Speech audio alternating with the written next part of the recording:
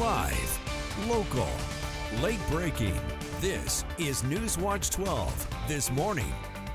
Good morning. The time is 6:30 on October 2nd. Welcome to Newswatch 12 this morning. You're taking a live look at Grants Pass, sponsored by Tap Rock Northwest Grill. I'm Danny Stepanovich, but first we want to turn over to Storm Tracker 12 meteorologist Sarah Kress. Sarah, what can you tell us? Yeah, this morning we are tracking out some showers, mostly cloudy sky conditions, and some cooler temperatures. Now in general, around the region, mostly cloudy skies. We're at 48 for Mount Shasta, Grants Pass at 48, 51 for Medford, 48 for Klamath Falls. I really wish we could see it, but we did get some snow onto Mount Shasta as well.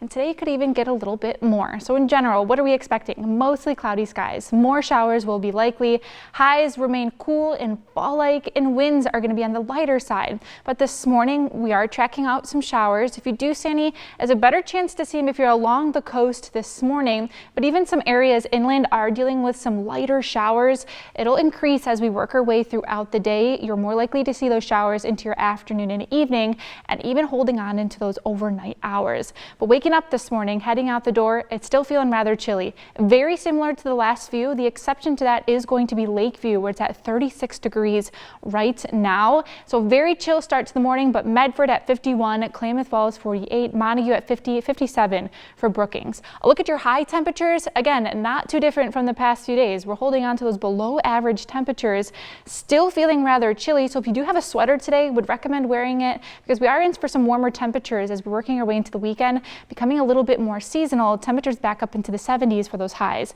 But this morning, winds are on the calmer side, not too gusty as well. A big difference from what we were seeing earlier this week. And as we work our ways into the next few days, this rainfall that we are seeing is looking like it is going to be coming down today, and then we'll see drier conditions into your weekend, but not amounting to much. I'll have more details on rain totals and what it'll look like in your days to come coming up in your next forecast.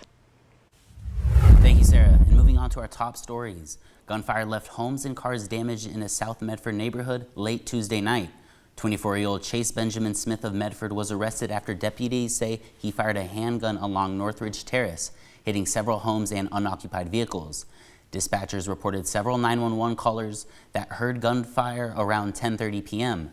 Deputies later arrested Smith in a nearby apartment without incident and recovered the firearm.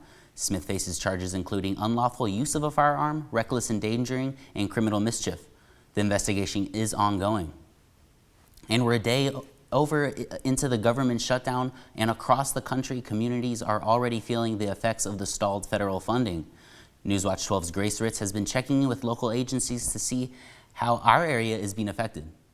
During a media call with Senator Merkley, I asked how this government shutdown could affect Oregonians. Can you just kind of tell me a little bit more about how Oregonians may be affected by this government shutdown? We've heard from a lot of people saying that they're wondering what this means for them. Most of the things that are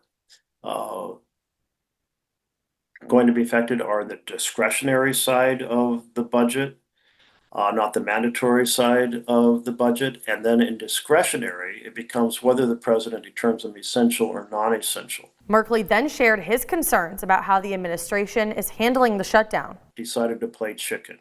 He refused to talk. He drove his truck down the middle of the road, expecting everyone to clear the path for him to roll over the American people, and we said no.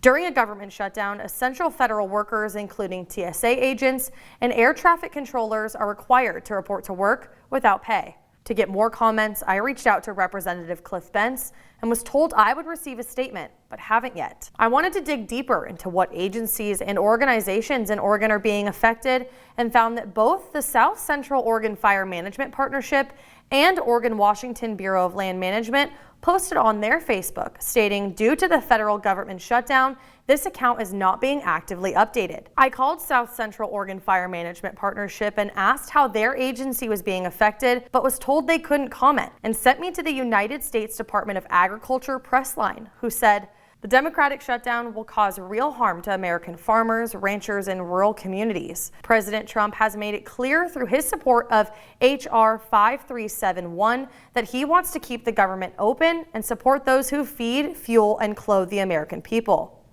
We put forward a very reasonable proposal to reopen the government.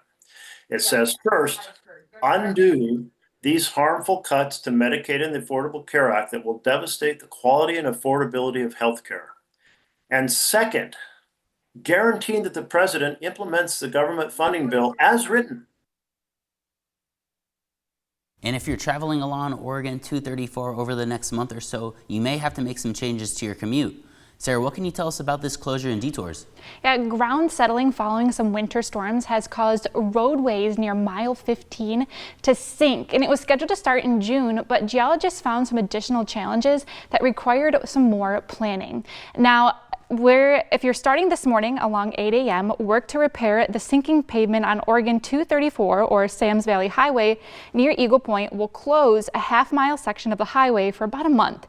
During this closure, a detour will be available using Dodge and Antioch Road. You'll also be able to take Antioch Road or Modoc Road south to Table Rock Road to connect you to Oregon 140 or Oregon 62 in White City.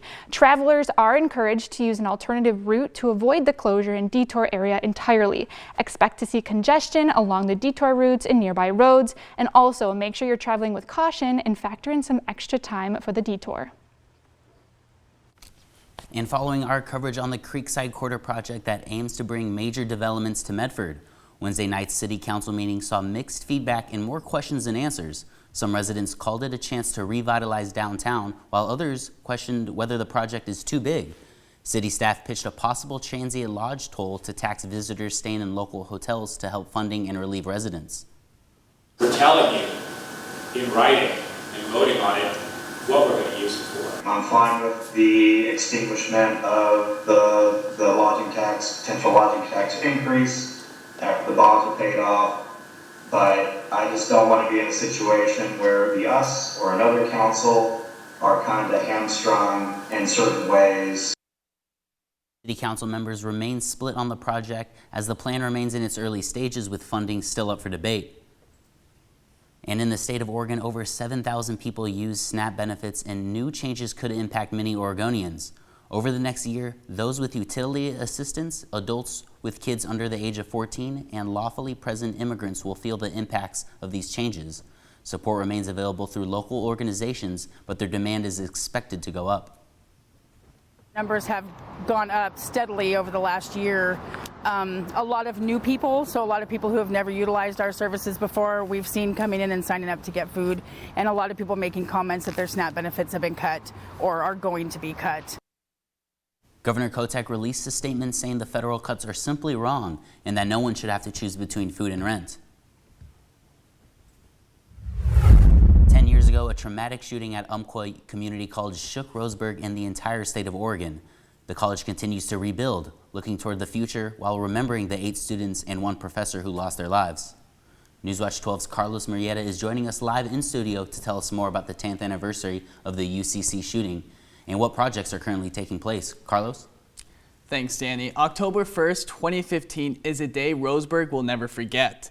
The day when 8 students and 1 faculty member at Umpqua Community College were killed by a mass shooter who then killed himself. The college continues to support the families, friends, and witnesses with a memorial for the lives lost. Since the shooting, the Roseburg community has found ways to move forward. In 2016, UCC administration tore down Snyder Hall, the building where the events happened. The building eventually reopened and was renamed Dupata, a Native American name that means to prosper and be blessed. But administrators say the Day of Remembrance has become a tradition and will be for many years to come. UCC's future is currently a work in progress right now. One of the 3 construction projects is currently underway at Umpqua Community College, and it will be the front door to campus, but right now it's just a plot of land and that's been leveled and prepped for bigger things to come. UCC is remodeling one of their buildings to become a center for advanced manufacturing and forestry training. They're also replacing their old track with a new track facility, along with more student housing on the way. UCC President Rachel Pogrant says volunteering is a crucial part of being a student on campus, as October 1st has become a special day of service for students. We all think about coming together on a day like today and thinking about the future, thinking about what we can do to ensure that the memories of those that we lost are honored by moving forward and continuing to educate and serve our community. The college is also focusing on medical careers and advanced manufacturing, as those are the best jobs they say are in the community. Work on the 3 campus projects is expected to be completed by January of 2027. And as the college continues to rebuild, looking towards the future, they'll always remember the 8 students and 1 professor who lost their lives every year on October 1st. Reporting in studio, I'm Carlos Murrieta. And new this morning, the California DMV has unveiled a new design for driver licenses and ID cards. The cards feature redwoods, poppies, and the coastline while including advanced security with a digital signature barcode. Current licenses and valid IDs fees will remain the same. And as students at Oregon Tech return to classes, OIT announced a new Bachelor of Science in Construction Management. Beginning this fall, students can take classes for the program, which offers 2 specialized options. One in heavy construction, which focuses on infrastructure such as highways and bridges, and general construction, which focuses on commercial and residential projects. Still ahead this morning, protests continue at the ICE building in Portland, where National Guard troops are set to deploy to protect the facility.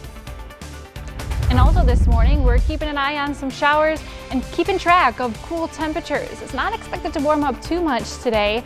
And if you're heading outdoors, you're going to want to take that umbrella and rain jacket. But if you've kind of missed that nicer weather, we are drying out heading into the weekend and expecting temperatures to warm up a little bit as well. So I have more details on what you can expect coming up in just a bit. But right now, let's go ahead and take a live look out at Grants Pass from the Tap Rock Northwest Grill. See you right back here in just a few.